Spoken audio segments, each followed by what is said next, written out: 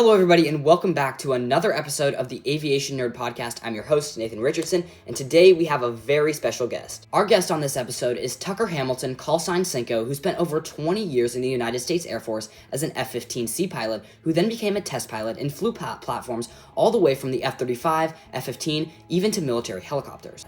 So please help me welcome Tucker Cinco Hamilton to the podcast. You have a fascinating career throughout aviation for over 20 years now. So I know I've seen a lot of interviews with you online. I've read your bio. You talk a lot about AI technology, but I want to talk a little bit about your personal career. So let's take it back to the beginning. Talk a little bit about your upbringing and how you decided to get into the military and specifically into military aviation. Yeah, absolutely. I basically was an accidental fighter pilot and test pilot, and I'll talk through why I say it that way. But before I get started, I will mention as a disclaimer, the views that I'm expressing here are just my own. They don't represent the government or anything else that I work on. Dude, I never wanted to be a pilot. I never necessarily wanted to join the military. I grew up in Evergreen, Colorado, at like 8,000 plus feet. The Milky Way was just like every night in the night sky, beautiful. And I fell in love with space, Star Trek: The Next Generation. Jean-Luc Picard and his crew were on TV, and I really started enjoying that show right as I was fairly young, like 10, 12 years old. And so around that time, I didn't know what I wanted to do, but I had this spark. It was like, I think I want to be an astronaut. And that spark kind of ignited something much deeper, which was now a pursuit. And that pursuit was like, okay, well, I'm going to try to go down that path. And that means I need to make sure that I'm like better at math than I am right now. I wasn't like naturally gifted at math or anything, by the way, except for I was really good at video games. The original Nintendo, I played a lot of Nintendo and Super Nintendo. I used to go to the Nintendo championships. I actually won a regional Super Nintendo championship and went to the national championship when I was like 14 years old. Oh, wow. But I was very, very good at, some of those games. Mainly because I probably just played way too much. So I wasn't naturally good at math, though. And I remember after this spark ignited, I went to my math teacher like the next day and I was like, I want to be in advanced math. I was like in just normal math. And they're like, no, you're not ready for that. And I was like, well, I want to be. So let's make this happen. Like, what do I need to do? And so I started like taking these math courses. They put me in the advanced math. And as I was going through now middle school, I was in high school, and dude, high school wasn't really clicking for me. I just didn't have any friends, and I felt like I was bullied. And so I convinced, and I did well, so I had like straight A's. And I convinced my parents halfway through my sophomore year to let me drop out of high school full time. So I part time went to high school for certain subjects, and then part time did homeschooling for other subjects. And that was, I don't know, a really empowering moment. It taught me a lot about self-discipline, a lot of failure, and then like turned it into, self-discipline because I didn't like to fail. And I ended up basically this part-time high school student. I got accepted into the one college that I applied to. They like legally had to accept me because of the state of Colorado. I had made certain grades, and I never got a high school diploma, by the way. I just got a GED. But either way, they had to accept me. So I went to the University of Colorado, and in the summer before I went to college, so this is 1998, Saving Private Ryan came on in the movie theaters. And that movie just kind of blew me away. I was like, oh my goodness, this is amazing. And I had really a couple years earlier, like also had a spark for service when I watched the movie Braveheart. And I remember, dude, I was like, I don't know, 14, 15 years old, 16, something like that. And I just remember like crying during the movie at the end. It was just so powerful. And I was like, freedom's, not free. And like that really lit something in me. And my parents were firefighters and they were serving the community. And I was like, I want to serve in some fashion. I don't know what that looks like. Once again, never planned on serving in the military. Saw Saving Private Ryan. And then like a week later, I get a brochure in the mail about Air Force ROTC. And I give them a call. I'm like, what's this program? Like, I have no idea what this is. And they're like, yeah, just come check it out. And so I signed up for Air Force ROTC on a total whim, went to college and went to Air Force ROTC class for the first time. I'm in like flip flops and a t-shirt and shorts. Everyone else is like dressed to the nines. You're supposed to be in like business attire. So they're like with ties on. And I'm like, what's going on? I didn't get the memo. And I joined ROTC and loved it. The people were amazing. It was this like opportunity to serve, and it gave me discipline as I was going through college. I still wasn't like convinced that I was totally going to serve, but I loved that. And so, I found myself really enjoying that. I was not qualified to fly. I had astigmatism, and so I end up um, like getting signed up to be a navigator. And I was really not that thrilled about that. I kind of would rather be an engineer. I didn't know anything about really the navigator career field. And so right before graduating college, so I'm like almost 22 years old. I'm engaged to be married, right? Like the ROTC detachment, they're like, hey, there's a waiver for your astigmatism. Actually, it wasn't even a waiver. They're like, all you need to do is if you go get glasses, you can pass this test and you'll be qualified. I was like, oh, okay, I guess I'll give that a try. I got a pair of glasses. I went and passed the test.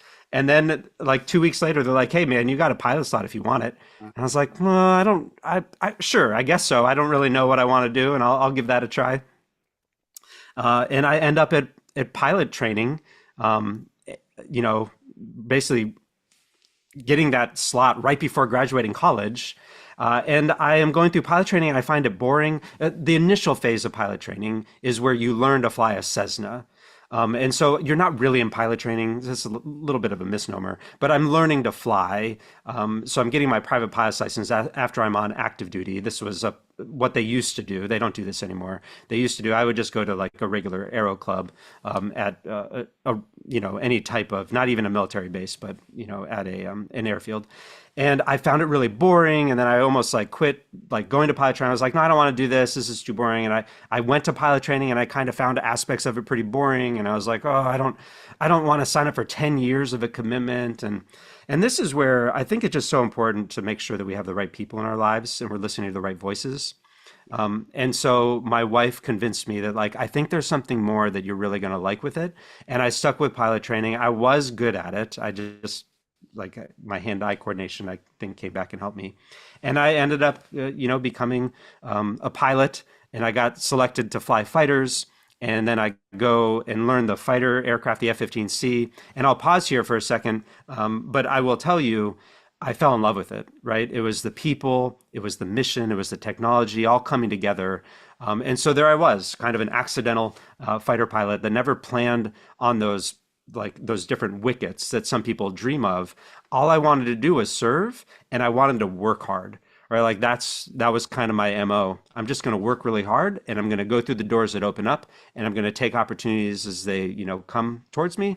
And it worked out that I, found myself in this career that has been like extremely rewarding in so many ways, and I've definitely garnered a love for what I'm doing, but it wasn't always the path, and we don't always have to have the path figured out in order to be fulfilled as we're going through it, or to reach a place in our lives where we can look back and be really excited and proud of the work that we put in and where we're at.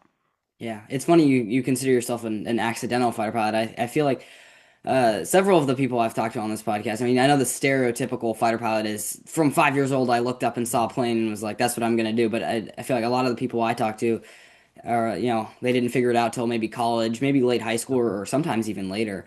And it's funny you also talk about you dropping out sophomore year. When I tell people I want to be a pilot, the first thing they say, or well, there's two things they say, which is how are your grades, or stay in school, Yeah. get the best grades, graduate top of your class, and then how are your eyes? And it's funny you bring up both of those, but Yeah. so you must have been very successful. You touched a little bit on your hand-eye coordination, but at some point you must have started to really focus on pilot training because you graduated to go on to the F-15. So what do you consider that you did right in order to get the F-15 and become an F-15 pilot? Yeah. Well, I think there's some things you can do beforehand. Like, so one, I had a really strong work ethic. right? I did a lot of different things, but I tried to not do too much. And I also was very like disciplined with my life, and that suited pilot training very well. And when I say discipline with my life, like I would have a very consistent workout regime. I would try to get consistent sleep, right? I would not put in my body certain things, of course, like don't do drugs, that type of Yeah. stuff. But like, no, I didn't drink soda. I don't drink coffee. I don't drink alcohol. I'm not saying you have to be successful. You shouldn't do that. No, like I'm just telling you, like my approach was a very disciplined approach. Like I had a good diet, right? And then I spent time also trying to be engaged in different activities. I wasn't just like a one trick pony. I wasn't just focused on one thing, and it allowed, I think, me to kind of approach the challenges of pilot training in a way that allowed the task switching that is required, because you're going from like one thing and then 20 minutes later a totally different type of thing. I mean, all somewhat related, but then a totally different thing, and knowing like how you're going to put in the time to be able to manage that. And that goes back to some of my homeschool stuff, trying to be self-disciplined and being engaged. And there's also something really important too, as you prepare for these opportunities, is, and I'm not going to proselytize by any stretch, but I think like having a spiritual center is really important. And we talk about it in the military. There's kind of four pillars. There's mental, social, physical, and spiritual. And I think we don't always do a good job of balancing those out. And we don't always talk about the different aspects of what makes each of those pillars so important. And the spiritual pillar, I think, is very important. And I didn't grow up with a faith per se. I was familiar with some faiths, and I was familiar with Christianity. And then when I was in college, over halfway through college, I kind of found a Christian faith. And I'm only bringing it up because I think it's really important. Not once again me proselytizing. Oh no, go pick up your Bible. I don't mean that. What I mean is it's really important, like, to be centered, because what it did for me was it made the outcome of pilot training or the outcome of anything that I was pursuing not necessarily more important than who I was becoming, right? Like the people that struggle through pilot training the most, it seemed to me, well, beyond the ones that like, their body doesn't like motion, they get motion sick and they don't know it until they kind of get to pilot training. So beyond the physiological barriers that some people have as they get there, it was people usually like caring too much, right? Like they're fully invested. They're just like so wired that they're going to succeed and become a fighter pilot. And they basically, I think, almost psych themselves out. And they're putting so much weight on that. And my spiritual pillar allowed me to see things more holistically. Like, hey, if this doesn't work out, it's all right. Like, I'm not here to attain something. I'm here to become a person of character and virtue. And that mindset is what I went into pilot training with. And I think it really suited me very well, because I took it very seriously, because I take all work and exchanges seriously, but I didn't overly complicate my life by being stressed out about, like, I need to do better. How am I doing? How is that person doing? I can't screw this thing up. I'm not going to do well on this. Right? And you just kind of get in your brain, and I feel like that that was something that I did not struggle with, which then it turns into, I think, me being a little bit more objective, not as emotional, more relaxed, and naturally able to succeed. Yeah, that's interesting. My dad has always taught me this quote. It's not what you get by achieving your goal, it's what you become by achieving your goal. And I think that kind of ties into what you just brought up there. But there is a part there that you talked about that I kind of want to touch on. And that's you said you were very disciplined and you avoided things like alcohol. And I feel like fighter pilots, and maybe this is just the way it's portrayed in the movies, but there is sort of a drinking culture in there. So how did you kind of discipline yourself to avoid that when maybe there was peer Yeah. pressure around you for that? I've actually talked to a lot of friends about this, because there was a lot of peer pressure with drinking. And I think that some of my friends who drank, a little bit, we're definitely more pressured into drinking more in certain scenarios, like roll calls and namings, and I think it was almost easier for me being like, no, I don't drink alcohol at all, and just everyone kind of knowing that up front. Because then they would kind of leave me alone, and I mean they weren't like pressuring, like hazing pressuring, but they would respect that a little bit. It seemed more than like, oh no, have one more, like no, you drink, like come on, that's I think it was just it was almost easier for me to be like, no, I don't drink alcohol at all. But let me talk about a few things regarding that culture. One, I didn't love every aspect of the fighter pilot culture, and I think there's different aspects of it that appeal to some people and don't appeal to others, and aspects of it that those same people, like the opposite is true. The same people that love this part of it don't like this part of it, and so I think in general the culture was a brotherhood and sisterhood, of like, we're in this together. We're going to have different opinions. We're going to have different practices. We're going to be on different sides of the aisle. We're going to have different religions. We're going to have different whatever, but we're going to be here serving alongside each other for a greater good. And that good was serving the Constitution, and the freedoms that we so celebrate in America. And so that was really the underpinning of like the fraternity, of the men and women who, flew these fighter aircraft. And for the most part, they were totally accepting of me not drinking. And they're also like, there's some songs that they would sing, and there's kind of like history of like this type of, jovial singing. And I wouldn't partake in, most of those songs either, because I didn't always appreciate the message that they were kind of sharing, right? But no one judged me. There were a few people, I guess, that were upset that I wasn't always there, but I was always there for everyone, right? Like I was still there. I was still like with my friends. I was the one driving them to and from different places to be a support structure and not judge them. But I also felt like completely accepted by them, even though I didn't necessarily participate in every aspect of that culture. Yeah, that's interesting that you share that.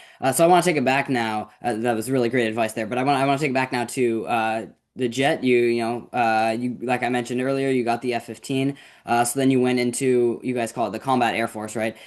So I believe you had, and I don't remember where in your career this was. I'm pretty sure it was earlier on, but I do believe you had a bit of an incident where you had to eject from an aircraft. If you wouldn't mind telling us that story and how it kind of shaped the rest of your career. Yeah. I am happy to share my midair collision story. I will tell you that I think it's important for everyone to realize that we go through experiences that are really challenging. It doesn't need to be a midair collision, right? It could just be your own health or the health of your family members or a car accident or, whatever it may be. And I think that the lessons, apply even though the exact circumstance that you may go through is going to be very different.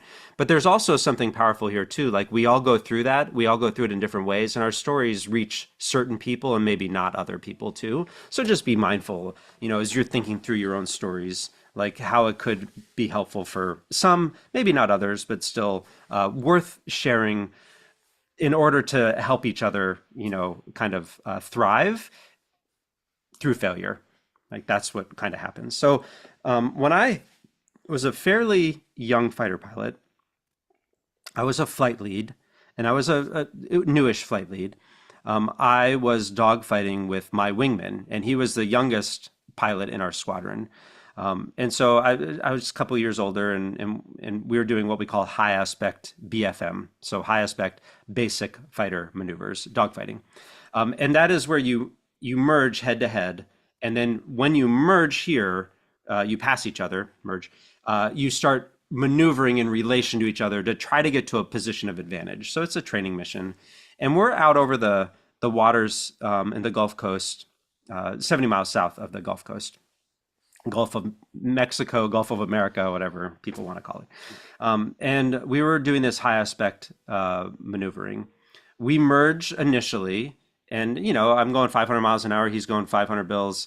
And 1,000 miles we pass each other, and then we do high G turns towards each other, And then we pass each other again as we're doing this dogfighting, trying to get to a position of advantage.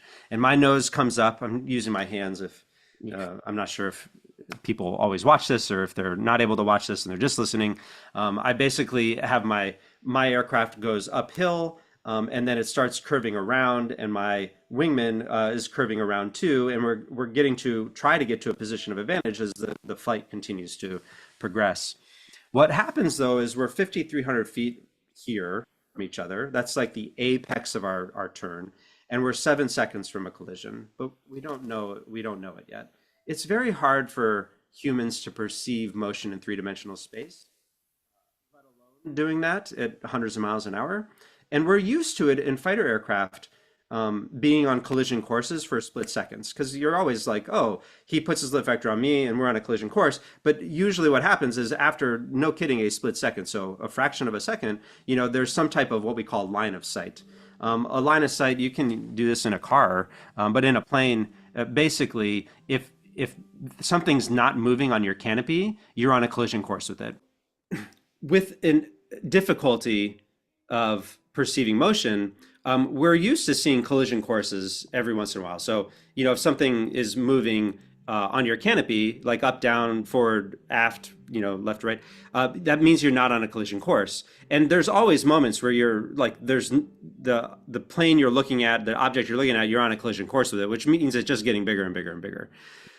The problem was here, I felt like, oh, we're on a collision course, just a microsecond. Like, basically, my mind was saying, why is he not moving in my canopy? He's growing bigger in my canopy, and there's no movement.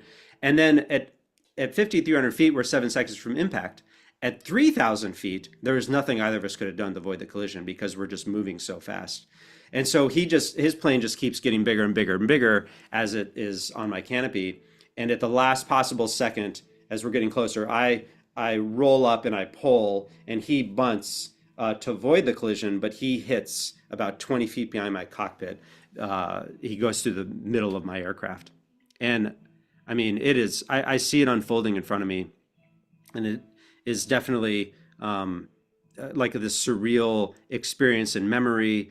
It's like getting hit by a semi truck, and I remember like getting thrown up in my seat, and I lose my vision, but I don't lose my consciousness. We call it graying out. That can happen through stress.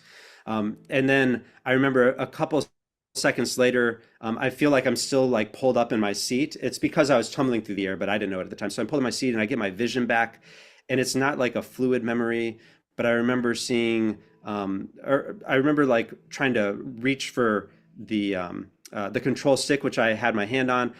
So I reached for that, or I think I actually still had that from the collision, but there's like no response, and I'm reaching for the throttles, but I can't quite get to them because I'm kind of stuck up. And I remember the jet is telling me that the engines are overheating. And then I look up, and I have 3 rear view mirrors in the F-15C, and they're completely engulfed in flames. So at this point, I reach down to the ejection handles, and I pull them up, and 20 G forces like a rocket ship. I ride the rails and go from this mass chaos to this eerie silence as I'm now under parachute. And my mind is like totally not with it. And I'm like, what? Just, am I dreaming? Like, this doesn't seem real. And I start going through the checklist pretty quickly, maybe 10 seconds in. I'm like, okay, well, I have to go through the checklist, right? And so it's canopy, visor, mast, seat-kit, LPU, 4-line steer. Canopy, visor, mast, seat-kit, LPU, 4-line steer. And I start saying the checklist like that speed, but I don't do anything. I'm just saying it. And then my mind is like, okay, I gotta actually start doing this checklist. So I start looking up, and the canopy is the first thing. I just need to make sure my parachute canopy is open. And then I have to restart the checklist. And I'm like, all right, canopy's up, and canopy, visor, mast, seat-kit. Okay, the canopy's up, canopy, like your mind is in there. So it takes me like a minute or two to get through this checklist. And I get to the seat kit portion of it. And I reach down. When I get to seat kit, I'm like, okay, seat kit, I know what to do. And I detach my seat kit. It's not what you're supposed to do. When you're emergency ground egressing, so you have an emergency on the ground, you need to get out of the aircraft and run away from the aircraft. There's seat kit in that checklist, and you detach the seat kit. When you're under parachute, and you get to the seat kit in your checklist, you're not supposed to detach your seat kit. You're supposed to look down and make sure your seat kit is with you like 20 feet. We sit on a seat kit that has our life raft and has water and has signaling devices and it has a radio and it has food and everything we would need to survive, basically. And I get to seat kit and detach my seat kit. I don't realize what happened until a few minutes later. So I hit the water. The water's in the 60s. It's 6-foot waves, which are quite big. And they're not like rolling waves. It is like chop. There's just like waves all over. And I'm just getting tossed around. And I have a life preserver unit around my neck. And that is it. And I remember looking for my seat kit and being like, oh my goodness, I think I accidentally did the wrong thing and I don't have a seat kit at all. So I have no life raft or anything. And I'm just bobbing up and down in the water. And I remember seeing through the water, there's a part of my parachute, and it is like the parachute's far away, but there's one strand that's just like snaking through the water, and it's about a foot away from my hand. And I almost grab it. I'm like, I don't need my parachute. No, why would I do that? And then there's a voice inside me that's like, dude, just grab the parachute. Like, what is it going to hurt? So I grab the one string of this parachute and I pull the whole parachute in. And I kind of wrap my hands in it, and I'm shivering right away. Like, you lose body heat 25 times faster in water than you do in air. And so I'm like very cold right away. And I got nothing except for this parachute and a life preserver unit around my neck. And so I'm thinking I'm going to die out there because no one can find me. And I do remember seeing planes fly over me about an hour in, or maybe less than that. And they're flying over me, and I'm like, oh my goodness, I need to try to get their attention. So I'm like waving my hands, and then they start flying over me and rocking their wings and turning over me. And I'm like, I am rescued, I'm saved.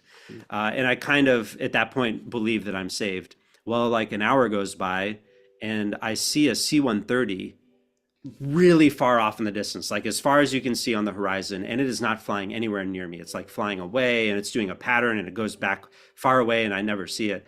And then I start realizing, like, I don't think they actually see me. And so now I start getting kind of scared again, or fearful that I'm not going to be found. It's like late in the day, and I'm really cold at this point. And I remember bobbing up and down, and I see a boat off in the distance, and I'm bobbing up and down, and the boat's coming closer to me. And I'm bobbing up and down, and it gets closer. And then I'm bob up and down, and it starts turning away from me. And I keep going, and it turns away and going the other way. And I'm like, oh, I feel like this is my last chance to try to reach someone before I get really in trouble with hypothermia. And so I grab the parachute, and there's an orange section of the parachute, and I start trying to fill it with air, right? And it starts kind of like waving in the air. And that boat captain, Nyquist was his last name. He sees that parachute flapping around, and he turns his boat around, comes toward me, rolls up right alongside me, and they're like, hey man, you want to ride? And I'm like, through the shivers, I'm like, yes, please. And they pull me up onto their boat, and I am saved. And I remember getting on the radio and getting a hold of people right away through the shivers, being like, I'm here, they rescued me. My wingman is also out there, because I saw my wingman under parachute as well. I thought he got out. But tragically, he did not make it. He died on impact. And just the way that he basically hit my aircraft, he got pulled out of his aircraft with his parachute caught wind and pulled him out because his canopy had been destroyed. And he tragically died. And here I was, dude, like 70 miles south of Panama City in 6-foot waves, 60-degree water, or in the 60s, and like a 35-foot fishing boat happened upon me in the middle of the Gulf. Those planes never saw me. They just saw an oil slick, but all I have is like this little helmet in the water.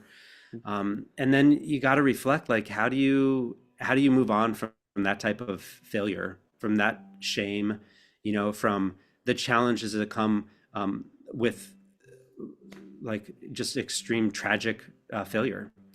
And I think that this is where it's really important for your listeners and other people to realize that resiliency is not like an individual sport. It's a team sport.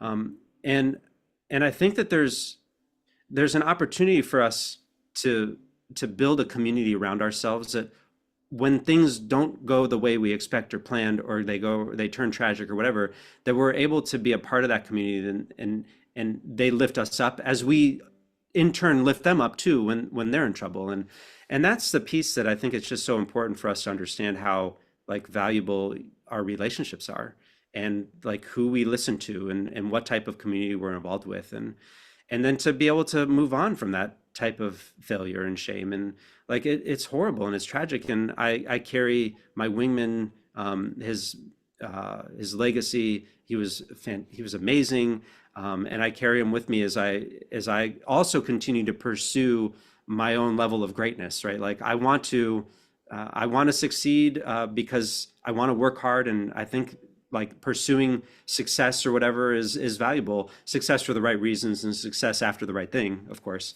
And I feel like I was very blessed, and now I try to continue to move forward, and allow my story to help shape technology, and help shape other relationships. And I will say the one last piece of it that I think is really important is I had no idea how the end of my story was going to look. I mean, I still don't know how the end of my story is going to look. But I'm sitting in the water, one, thankful that I'm alive, but thinking my career's over. This is like thinking I'm going to die, and all these kind of negative thoughts are in my mind.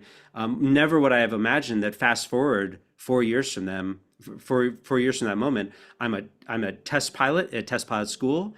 I'm one of the first people to ever fly automatic air collision avoidance technology. That's when planes know they're going to hit each other, and they avoid the collision by taking control away from the pilot, just momentarily to avoid the collision, which would have saved my wingman. That led into me getting involved with automatic ground collision avoidance. Fast forward a few years from that, and I'm an F-35 commander of F-35 development. And I was the reason, along with four other people, that we accelerated automatic ground collision avoidance being adopted into the F-35 7 years early, because of my story and because of my advocacy. And then we get auto GCAS in the jet. We win like this huge prize. It's called the Collier Trophy. It's a National Aerospace Association, or National, oh man, it's a NAA, yeah, maybe the National Aerospace Association. But it's basically the award given annually. It's in the Smithsonian for the greatest achievement in aerospace in a given year. So our team wins that award for what we do, which is fine. You can put it in the Smithsonian, that's great and all. But 6 months later, we have our first save in the F-35, right? So I would have never known, sitting in the water thinking I'm going to die, that that's the end. That's the arc, basically, of this story. And I think it's important for us to appreciate that we don't know how it's going to end. Even with our failures, there's still this other aspect of it that we should have hope and live for. Yeah, that's a great story. Not great that, it's unfortunate that the wingman was lost, but definitely, certainly lucky that you were able to make it back into the cockpit and develop the systems that you did. And I was going to talk to you a little bit about it, and you already touched on it. But first, I want to talk about how you initially got into test and evaluation. How did you know that that was the path you wanted to take? Yeah. Well, I became a fighter pilot, and I still thought about being an astronaut. There's those sparks that are kind of lit, and they draw us, and it drew me into better math, and it drew me to aerospace engineering. And there was a part of it that drew me in the military. Like I knew that astronauts often served in the military in some fashion. Um, and so that was still there. I wasn't like all out just pursuing it just to attain that thing, because once again, I think if you set your eyes on just attaining a thing, you're going to be left disappointed, because either you're not going to get it and you'll be disappointed, or you'll get it and then be like, well, what now, type of thing. And so it was still in my mind, though, when I was a fighter pilot. And so I got an advanced degree in aerospace engineering while I kind of jumped into my fighter pilot career. So I just took, a class a semester, two classes this semester, a class another, right, and worked towards this aerospace engineering master's degree. And I think I really loved the idea of technology and trying to help shape what the future was going to look like. And I don't think it was until around 2009, 2000, probably around 2008, 2009, where I'm like, no, I really want to do this. I really want to be a test pilot. And I had done things that were always keeping those doors open. And that is what got me to a point where I could start applying. And it's a really long process. You usually have to have hundreds of hours, like 750 hours, or be an instructor in a major weapons system, to be able to apply for test pilot school. And to be competitive, you need an advanced degree in engineering or math or physics.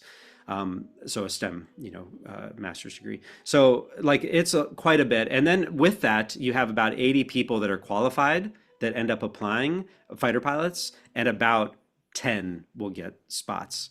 And you have a 3-year window to make it happen because then you'll age out. And before that 3-year window, you don't have enough experience usually in your career. So I started pursuing it, and yeah, it just kind of it was always there, and now I had an opportunity to express that and go for it. Yeah, that's great. And you did end up getting that. And you went on to do some great things, like you talked about the automatic collision avoidance system, ground control avoidance system, which are very great accomplishments. I know you even worked on the F-35 development, which we'll definitely talk about. So you went on to go be a developmental test pilot. And it says very specifically in your bio that you were sent near the Pentagon, which maybe you can talk about what that difference is between near the Pentagon and actually to the Pentagon. But you got sent there to help develop the F-35. So what were some leadership lessons that you learned there in the development of the F-35? Yeah, near the Pentagon is just in Crystal City. Okay. So in Arlington, Virginia, right around the Pentagon, there's a bunch of buildings that a lot of military people work in. Okay. Makes sense. Um, yeah, I don't think I fully appreciated how important acquisition was to our warfighter until I got into that position, into that job. Mhm. Like the acquisition professionals are the ones that make the decisions on how programs are executed, where the funding is going to go. And that is just really important to be aware of, that process and that leadership. If you have, people that don't know what they're doing, so that they don't maybe have operational expertise. You're not going to get people with operational expertise always in those positions, but they don't have operational experience, or they don't have an operational mindset, or they're not connected into the warfighter, and they're just kind of churning through their typical, like, this is how we do things, and this is what the guidebook says, and this is how I've been taught. And you find yourself with a real risk of getting capability that is not what the warfighter needs. And so you quickly learn the importance of being an individual that is humble, that is wanting to learn, that is wanting to connect with the warfighter's needs, that then is trying to translate that with the right type of communication, not like banging people over the head. You're wrong, and this is how you need to do it, but like the right type of communication to bring the team together in making those wise decisions. Yeah, that's great. And I think I had talked to, I don't know if you know Astro Elliott, the Yeah, former we're commander of buddies. Thunderbirds.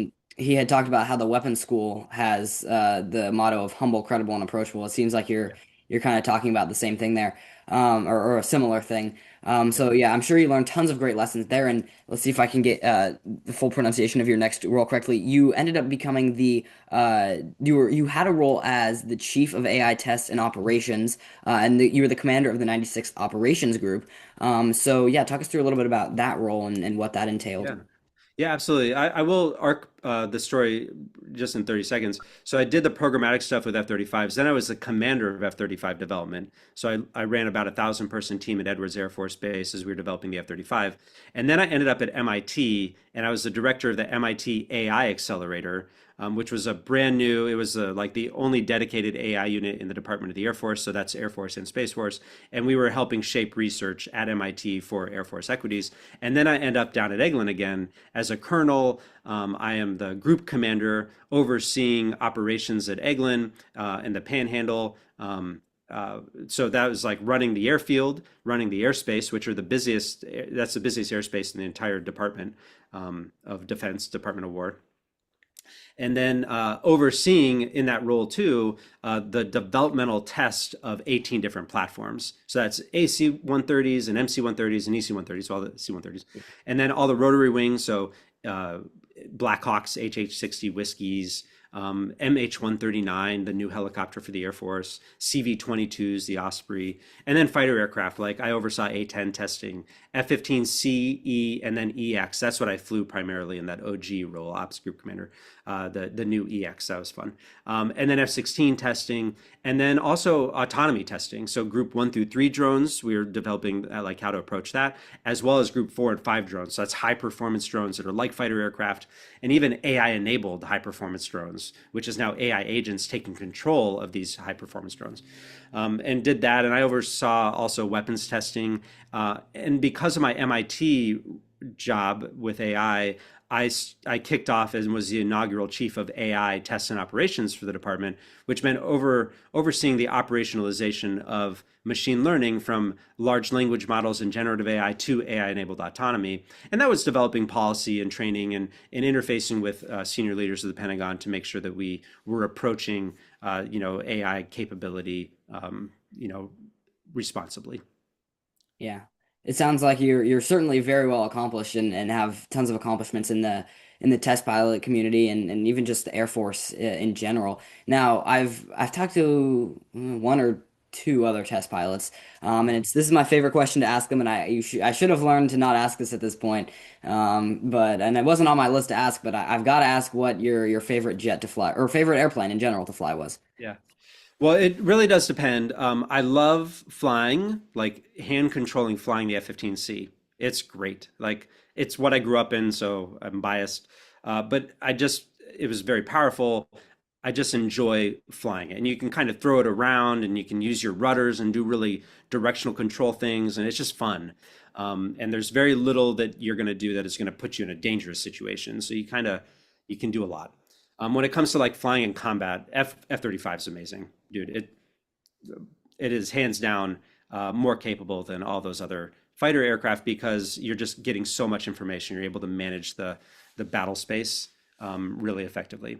But I really like when it comes to cool experiences, helicopters are so cool. I love flying. It was so different. And I got to, when I was overseeing the flight tests of those helicopters, I got to go on missions and fly. So I was like the pilot on missions on Blackhawks and MH-139 and like really, really cool to fly. And then the A-10 was amazing. So one day of training and a half day of sims. And then I went and flew a mission in an A-10, shot the gun, dropped bombs. It was glorious. So it's hard to beat that experience. Yeah, it sounds awesome. I know I've heard the F-15 is an incredible platform, and same with the F-35, for the future. But the A-10, I was telling you an A-10 pilot that I talked to a couple months ago, hey, that's an aircraft that I'd love to hopefully get to fly someday, but it's not looking that way now. But yeah, you let's talk about what you're kind of up to now. I know you just took over the Yep. Fighter Pilot podcast from Jello. So yeah, what are you up to now? You talked about earlier that you had a dream initially of being an astronaut. Is that still on the table? So yeah, what's going on now? Yeah, I always find being able to travel to space like exciting and thrilling. Exploring, I should say, space. I'm not necessarily sure. I just want to go up and down and just travel real quick. I'd want to do something more. But yeah, I'm trying to fill the shoes of Jello. He's amazing. So I took over a couple weeks ago, interviewing people about aviation and trying to learn their stories and share with listeners. So that's been fun. I never had that on my bingo card. I help out companies. So I'm kind of a tech exec for companies that are all working in the national defense space. So AI and autonomy.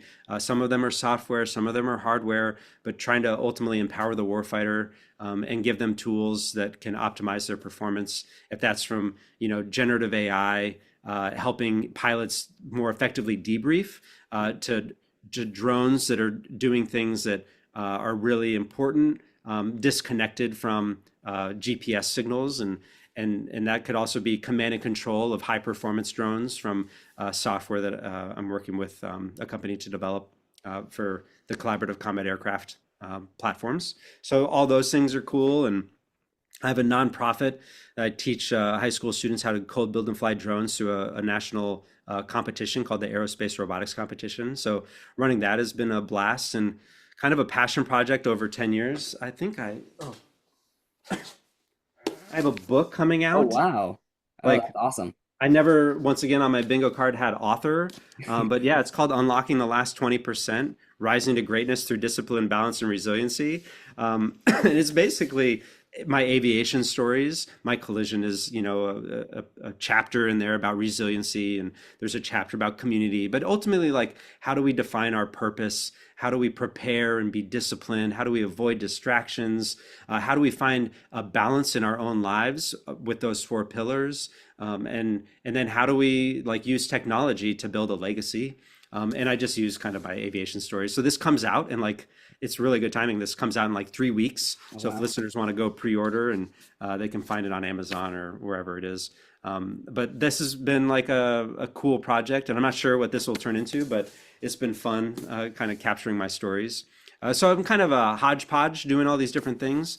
And that's the thing, I don't have it all figured out. I still, I go through the doors that seem like they are appropriate to go through. I try to stay focused on my life, in my life, on like trying to become that person that is filled with virtue, that is not distracted by the things of the world, the crazy things that are trying to pull us away from reels to, I don't like. There's easy ways for us to get distracted. We'll put it that way. We don't need to get into all the details, but right, try to stay centered on my priorities in my life, my faith, my family, my work, and kind of live that out. So yeah, it's been thrilling, and I'm still not sure where it's all going, but I am happy to be on the journey and to continue to work hard and share my stories and try to reflect love in a way that is meaningful and try to encourage people also to think through their lives and what it means to be fulfilled, right? What is this journey ultimately going to look like for them, and how do they make decisions that are edifying, that kind of move towards their purpose. Yeah, that's great. I was looking at that book from when you started on your shelf, and I was thinking, who I can't tell who wrote that book. I was looking at it the whole time. So yeah, definitely. I'll once it comes out, I'll put a link in the down below in the episode so people can go check it out. And I love hearing or reading a good fighter pilot's book, so I'll certainly make sure to go check it out when it comes out. So I was going to ask you, Jello's done a great job with the last. What has he done it for 8, 9 years with the Fighter Pilot Yeah, podcast? 8 years, Yeah. amazing. Yeah. Yeah, and then now I've listened to a few of the episodes that you've put out. They're great episodes, really informative. Love listening to them while I'm working out, running on the treadmill and stuff. Good. They're great episodes to listen to. So where are you thinking you're going to take that next? Yeah, the podcast. I mean, one, it's been wonderful. I think Jello's done all the things that you could have hoped for. He has covered like the future of aviation. He's talked about history with aviation. He's talked about planes. It's so cool. So I don't want to like redo any of those things, but I want to keep it focused on like learning lessons of the past and historical things that could help us propel us towards an exciting aerospace future. And so that, comes down to talking to, it's still always about the people, right? Talking to remarkable people that are kind of at the forefront of some of what this future is going to look like, but also some remarkable people that have really cool lessons learned from the past. And how do we use those lessons learned to help shape what the future is going to look like? And that, like, it's an exciting time to be in aviation or aerospace in general, right? We have the commercialization of space, which is like really fascinating and cool. We have autonomy coming into the cockpit at levels that we've never seen before. We have AI enabled capability. So not just like autonomy in man cockpit, but autonomous systems that are flying alongside cockpit. We have, simulators and the future of what that's going to look like in augmented reality. And so it's just trying to continue to tell these stories and to also challenge the listeners to think through like, how are they going to adopt some of this technology? How are they going to think through the societal impacts of transformative AI, enabled things, from robotics to, planes? And so, yeah, I'm just trying to share, some of those ideas and perspectives, and hopefully it's once again edifying and they can garner something valuable from it. Oh yeah, it's great. Like I said, I've enjoyed the episodes that you've put out so far, and I really can't wait to see where it goes next. So last question is one that I actually recently added that I like to ask, which is, um, if you could describe aviation in one word, what would that be? I mean, you have 20 plus years as a pilot. What's one word that pops into your head when I say aviation, other than the word aviation? Oops. Thank you for that disclaimer. Yeah, that's funny. Okay, let me think. Well, I mean, the first word that popped in my head was thrilling. Yeah. Hmm. It it's not just the flying; it's the potential. And I guess I could, talk about the potential of the technology, the potential of helping national security, and deterring. Right? There's something about it there, but it's also like exciting. and has like the opportunity to help deliver medicine quicker and to reach people that haven't been reached before as we bring in drones into societies that can deliver. Yeah, okay, I could get my Starbucks delivered, I guess, 2 minutes earlier, but I don't necessarily care about that. I care more about like, well, yeah, who are we reaching and how are we using these technologies? How are we coming alongside what this future is going to look like? And that to me is really thrilling.